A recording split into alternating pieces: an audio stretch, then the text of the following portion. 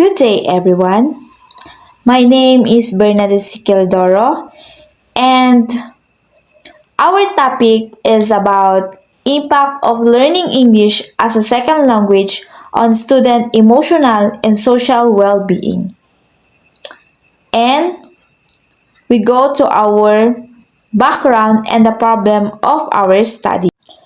English is the most widely used language in the world, functioning a global link that connects people across nations. It is an official language in many countries that has a rich literary tradition, giving learners access to extensive research and worldwide literature. Because it is used in education, technology, the internet, tourism, and employment. English has become essential for both native speakers and second language learners, especially in today's technology-driven world where strong English skills often determine academic and professional success. John Maynard Guizzi, 2024. As more foreign language speakers use English, they continue to shape and simplify it, making the language easier to learn. Motivation plays a crucial role in this process as it drives individuals to take actions and achieve their learning goals. Although numerous studies have examined key aspects of English as a second language instructions, a notable gap persists in understanding the emotional and social well-being of learners. Mahel et al. 2022. Students' strong awareness and use of emotional self-regulation could benefit them in reducing the impact of stress, negative thinking, and feelings, and improvement of their psychological well-being.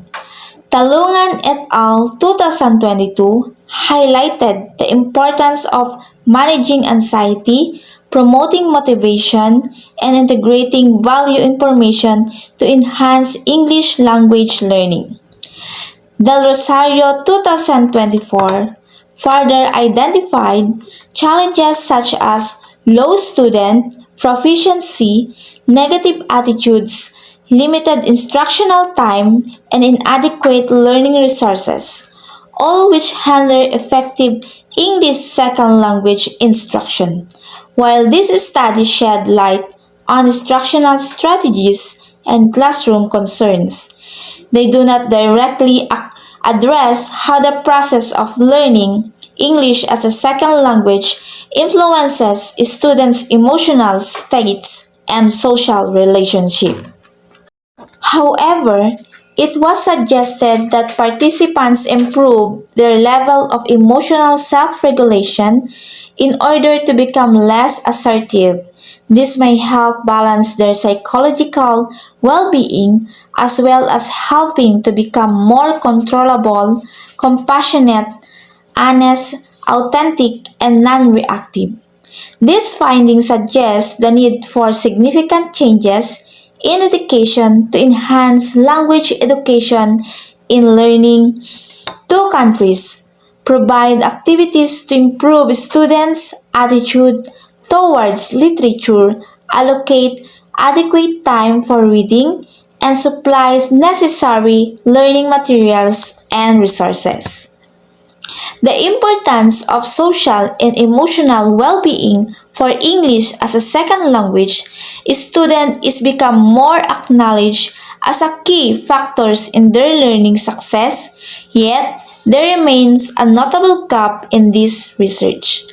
Traditional English as a second language programs often focus on language skills, but studies from 2019 to 2025 show that issues such as language anxiety, low confidence, and cultural adjustment can negatively affect students' involvement and academic achievements. And now, let's proceed to theoretical framework.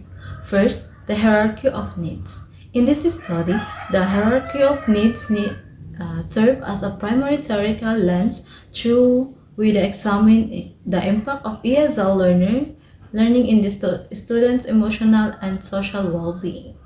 Language learners may experience anxiety or isolation stemming from unfulfillment needs for safety and belongings. Supportive classroom and positive peers relationship can satisfy their needs, leading to increased confidence and motivations among students. As learners become more skillful and social connected, they process toward self actualizations using their mastery of language to realize their full potential. Second, constructivist theories. In this study, constructivist theories explained how students learn English as a second language through active participations and social interaction. By communicating and collaborating with peers, learners contract their understanding of the language while developing confidence and social connections. This experience enhances not only their English proficiency but also their emotional and social well-being, as they feel more engaging, supported, and motivated in the learning process. And the third one, theory of complete mental health. In this study, the theory of complete mental health includes how learning English as a second language supports students over well-being. As learning builds confidence and foster positive and social interaction, they experience greater happiness, belonging, and emotional stability. Mastering English, therefore, contributes to both emotional and social growth, helping students move toward a state of complete mental health. So, the research paradigm illustrates the relationship between respondents' demographic profiles and their social and emotional well-being. The demographic profile includes four variables. We have the age, sex, socioeconomic status, and exposure to English in hours. The diagram suggests that these demographic factors affect or are related to the respondent's social and emotional well-being. The intervention promotes students' emotional and social well-being through peer collaboration, counseling, and interactive English learning activities. These strategies aim to boost confidence, reduce language anxiety, and encourage positive social interactions among learners. The implication is that creating a supportive and learning environment can enhance students' motivation, emotional stability, and overall success in learning English as a second language. Statement of the problem. This study aimed to determine the emotional and social well-being among the junior high school student at Aldersgate College. Especially, they studied through to answer the following questions. 1. What is the demographic profile of the junior high school students in terms of 1.1 age, 1.2 sex, 1.3 social economic status, 1.4 exposure to English in R. Number 2, what is the level of respondent social well-being while learning English as a second language? 3. What is the level of respondent emotional well-being while learning English as a second language? 4. Is there a significant relationship between demographic profile and social well-being of the respondent while learning English as a second language? 5. What intervention can be made? Statement of the null hypothesis. There is no significant relationship between demographic profile and social emotional well-being of the respondents while learning. Research method and techniques. This study will employ quantitative research design with descriptive correlational approach. This design is appropriate for describing the relationship between respondents' demographic profile and their emotional and social well-being in learning English as their second language. The descriptive correlational method aims to determine whether a relationship exists between two variables without establishing a cause and effect connection. So, in this study, the independent variable is the demographic profile of the students in relation to their experience of learning English as a second language, while the dependent variable is the student's emotional and social well-being. This approach focuses on identifying patterns in the degree of association with these variables, providing insights into how a student's demographic profile may relate to their emotional and social adjustment in learning English. And now, let's proceed to research settings.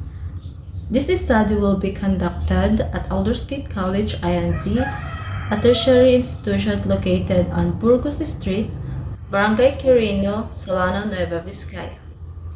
The college is Institute to Commercial Center Province, with Burgos Street serving as major route connected to the Maharlika Highway. This located ensures accessibility for students' needs and neighbors town. The researcher chose to conduct research at Aldersgate College, INC, to promote academic excellence and improve education. It involves student and teacher in research to promote new ideas in learning methods. Through this effort, the college aims to make a positive difference in society and contribute recognition for the institution. Respondents of the study. Purposive sampling, a type of non-probability in which participants are deliberately selected based on specific characteristics pertinent to the research objective. Grade 7. English as a second language. Students will serve as the participants in this study as they represent the most suitable target demographic for the researcher focus for investigating the effects of learning English on students' emotional and social lives. Data gathering instruments. The researchers utilized a researcher-made questionnaire consisting of 20 questions to gather the necessary data for this study. The questionnaire is composed of three parts. We have the part 1, the demographic profile of the students. Part 2, social well-being while learning English as a second language. And part 3, emotional well-being while learning English as a second language.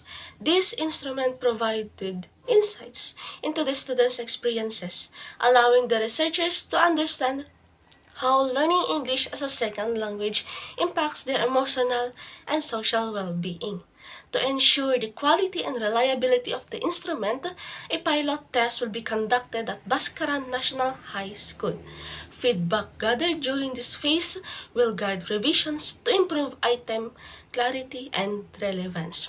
Following the pilot test, the internal consistency of the questionnaire will be statistically measured using Cronbach's alpha coefficient, which will be made accordingly to refine the instrument for its final administration. Data gathering procedure. This study aims to explore the impact of learning English as a second language on students' emotional and social well-being by following steps on how to achieve a clear and organized data gathering procedure to collect information from students while learning English as their second language. This study was conducted in several systematic steps to ensure accuracy and reliability of the collected information. First, a formal letter was sent to the office of the principal to request permission to conduct the research within the school and to secure approval for the participation of students. After approval, an informed consent form was prepared and distributed to parents to obtain their permission and ensure that students' participation was voluntary and ethical. A pilot testing of the questionnaire was then conducted with a small group of students to evaluate the clarity, relevance, and reliability of the survey items based on the feedback from the pilot test. Necessary revisions were made to the questionnaire to improve its validity and ensure that it effectively measured the students' emotional and social well-being. Once finalized, the questionnaire was distributed to the selected participants for the actual data collection. After gathering the data, an intervention was implemented to address issues identified during the study, aiming to enhance students' emotional resilience and social engagement in learning English as a second language. Statistical treatment of the data. To answer the statement of the problem 1, descriptive statistic will be employed, such as frequency and percentage, to determine the level of social well-being of the respondents while learning English as a second language. Descriptive statistics such as mean and standard deviation will be used. To determine the level of emotional well-being of the respondents while learning English as a second language, descriptive statistics such as mean and standard deviation will be used. Inferential statistic will be employed, specifically person-R correlation, to determine the relationship among variables. An intervention will be crafted based from the findings of the study. Now let's proceed to ethical considerations. It is strictly adhered to ethical standards throughout the data gathering process to ensure the right safety and well-being of all participants. Prior to this data, formal approval was obtained from the school principal and informed consent form were distributed to the parents to ensure permission for their children's participation. The voluntary nature to participation was emphasized. The students were ensured that they will decline and withdraw from the study at any stage without any negative consequence. Confidentiality and anonymity were maintained by coding response and including the identifying information from the data and final reports. During the pilot testing phase, ethical work was taken to ensure that participants clearly understood the purpose and contents of the questionnaire. The revised instrument was the use of responsibility, ensure that the questions were respectful, age appropriate, and non intrusive. Additionally, the implementations of the interventions was carried out with sensitivity, ensuring that it promoted student well-being and did not cause harm and discomfort. All data were handled and reported with honesty and integrity, avoiding any form of manipulations, bias, and fabrications.